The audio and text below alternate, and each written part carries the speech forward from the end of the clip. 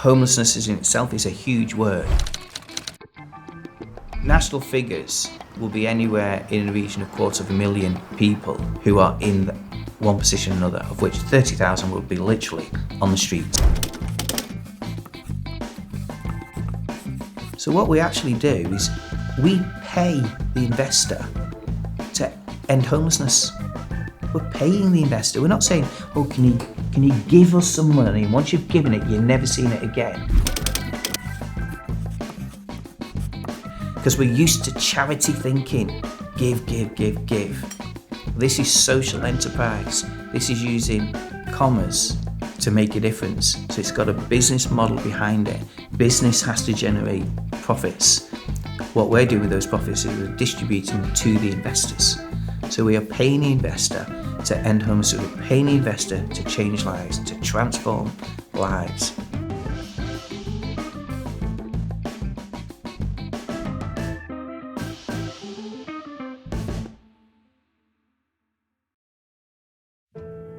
(1999) is when Green Pastures started. Just before that, we had a guy just turn up at our church door, knock on the door and say, I'm homeless, can you house me? And we had nothing. So we put a mattress on the church floor and let him sleep on the church floor. A few weeks later, somebody else turns up at the church and says, I'm homeless, can you help me? So we had a garage on the side of the church and we converted it. Then we had two brothers turn up and say, we're homeless, can you help us? So we went big and bought a caravan, put it on the church car park and let the brothers sleep in the car park. Then the council turned up and told us off and said, you're not allowed to do that. You can't have people sleeping in a garage and in a caravan. You have to leave them on the street. That's the way it works. So we're going to have to get serious about this. So we read the scriptures every day as we came to prayer. And on that particular day, we were reading Luke. And it was chapter 10. And we read the story of the Good Samaritan.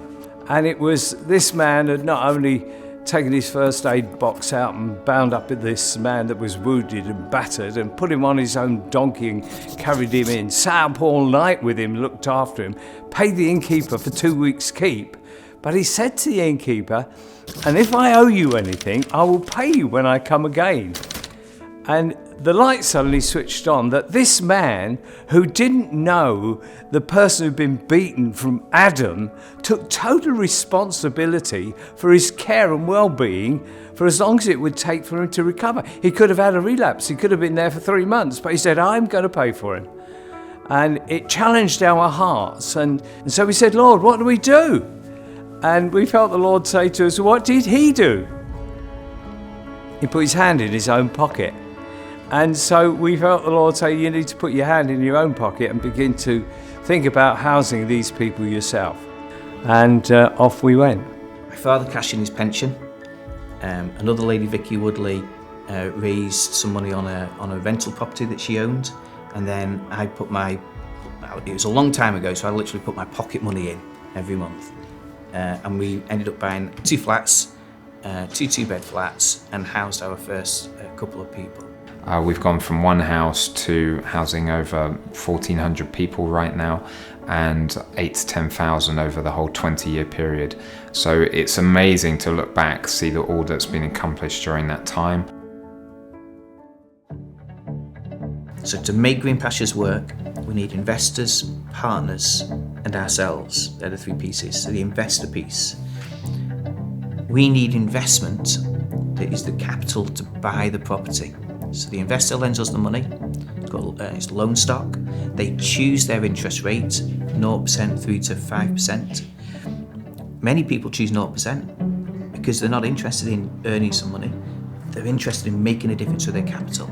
So they'll choose 0%, leave the investment with us for a minimum of 1 year. They choose the term. So we take that investment and we'll go and buy a house. So Green Pastures buys the house. The house then obviously houses formerly homeless people, and they can claim housing benefit from the council. That's how the UK system works. So everyone who's allowed to live in the UK gets access to benefits. And one of those benefits is for their housing, and they'll get other benefits as well for their food or for utilities, but other benefits as well. So housing benefit is then paid to the partner because they're the leaseholder. They can use some of that money for maintaining the property, and then some of that money comes to Green Pastures to pay the lease. And with that money, we can pay our interest rate to our investors. If we put a mortgage on, because sometimes we'll mortgage a property as well, we'll pay the mortgage, pay the salaries, pay overheads, whatever it is. So all that rent that comes in off the lease then pays everything that we need to pay out. The investors are incredible. They are just amazing people who have put their money where their mouth is, that they actually want to facilitate making a property possible. So many of these individuals are just ordinary people who have decided to invest 1,000, 5,000, 10,000 of their savings with us. And it's an amazing opportunity for them because they're receiving a financial return, but at the same time a huge social return, and so fulfilling as well the responsibility we have as Christians to house people. But way more important and over and above that is they know their investment every day is changing lives and transforming hearts. Most of them know, I can't be a partner.